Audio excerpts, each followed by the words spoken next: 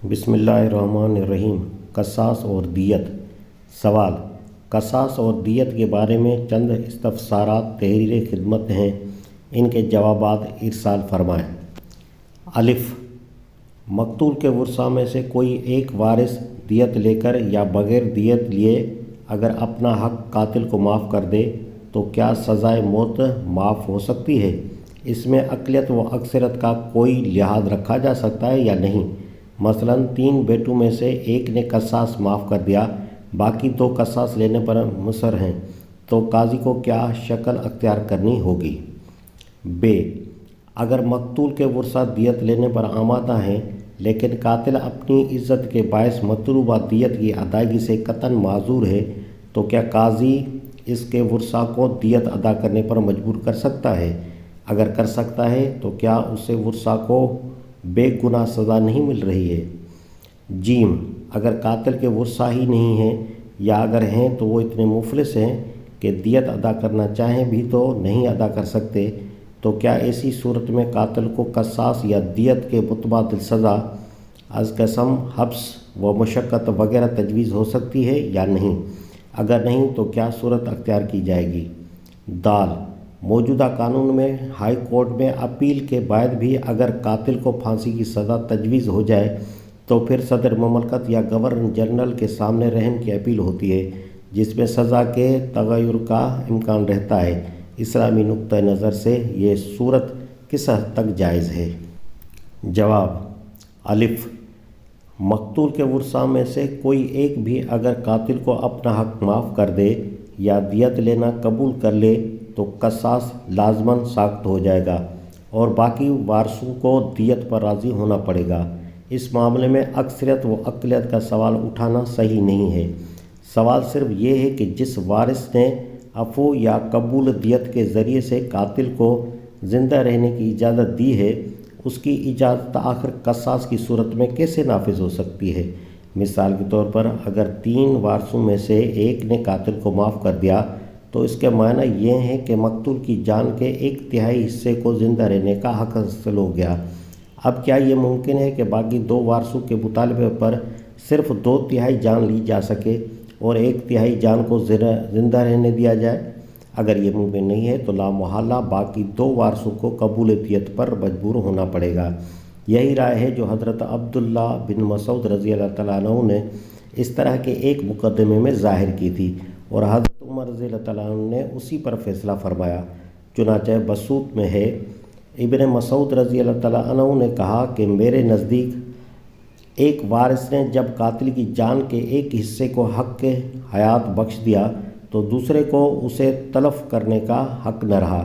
इसी राय पर हज़रत उमर रज़ी अल्लाह तआला अन्हु ने फ़ैसला फरमा दिया। बे, काजी यकीनन ये हक़ रखता है कि कातिल के औलिया को दियत अदा करने पर मजबूर करे। हमल बिन मालिक वाली रवायत में साफ मज़कूर है कि नबी सल्लल्लाहु अलैहि वसल्लम ने औलिया कातिल को खिताब फरमाया, उठो और दियत अदा करो। इस हदीस से ये बात तो साबित हो जाती है कि दियत अदा करने की ज़िम्मेदारी में कातिल के साथ उसके औलिया भी शरीक हैं। अलबत्ता इस अमर में फुक़हा के दरमियान इख्तिलाफ़ है कि दियत अदा करने के मामले में कातिल के औलिया या आकला किन लोगों को करार दिया जाएगा। शाफ़िया के नज़दीक आकला से मुराद वरसा या असबा हैं और हनफिया के नज़दीक वो तमाम लोग आकला हैं जो ज़िंदगी के मामलात में एक शख्स के पुश्त पनाह और सहारा बनते हों, ख़वाह वो रिश्तेदारों या हम पेशा बिरादरी वाले या वो लोग जो अहद व पैमान की बिना पर एक दूसरे की मदद करने के पाबंद हों। शाफ़िया ने जो राय दी है वो सिर्फ़ इस मुआशरे के लिए मौजू है जिसमें कबायली सिस्टम राइज हो, लेकिन हनफिया की राय इन मुआशरों में भी चल सकती है जिनमें कबीले के बजाय दूसरे नस्बी या मुआशी या तमदनी रवाबित की बिना पर लोग एक दूसरे की पुश्त पनाह बनते हों।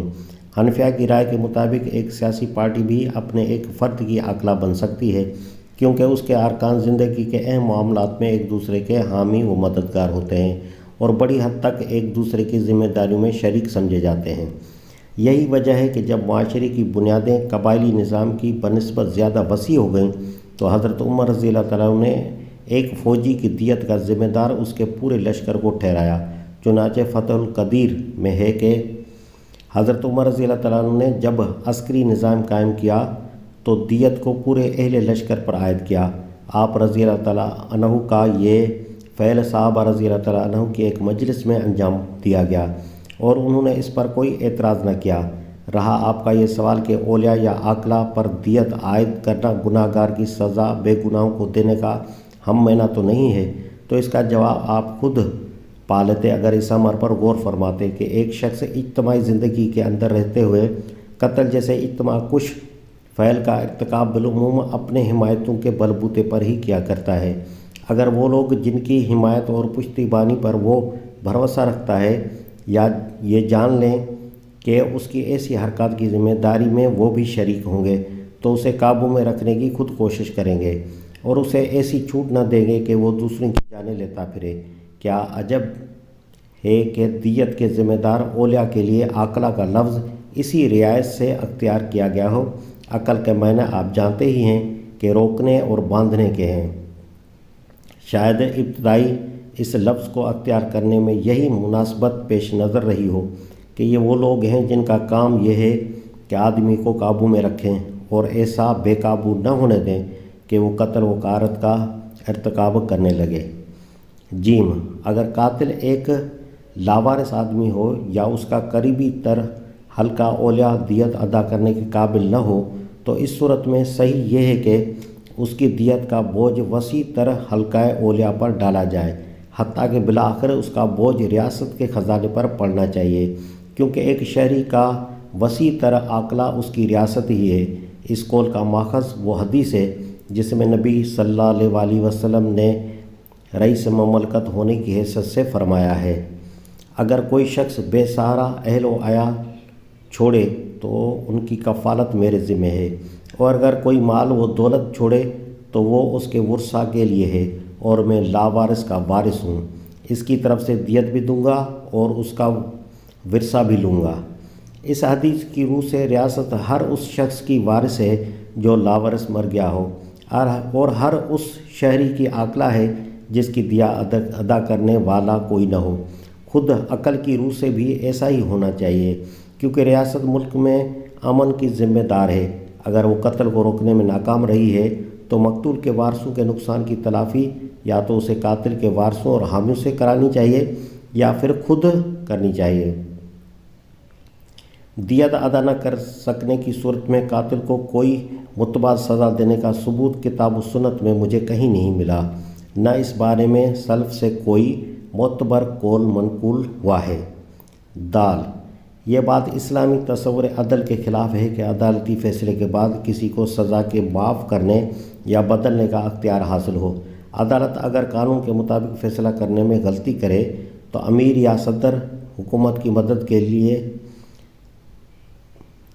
پریوی کونسل کی طرز کی ایک آخری عدالت مرافع قائم کی جا سکتی ہے، جس کے مشورے سے وہ ان بے انصافیوں کا تدارک کر سکے جو نیچے کی عدالتوں کے فیصلوں میں پائی جاتی ہوں، مگر مجرد رحم کی بنا پر عدالت کے فیصلوں میں رد و بدل کرنا اسلامی نقطہ نظر سے بالکل غلط ہے۔ یہ ان بادشاہوں کی نقالی ہے جو اپنے اندر کچھ شان خدائی رکھنے کے مدعی تھے یا دوسروں پر اس کا مظاہرہ کرنا چاہتے تھے۔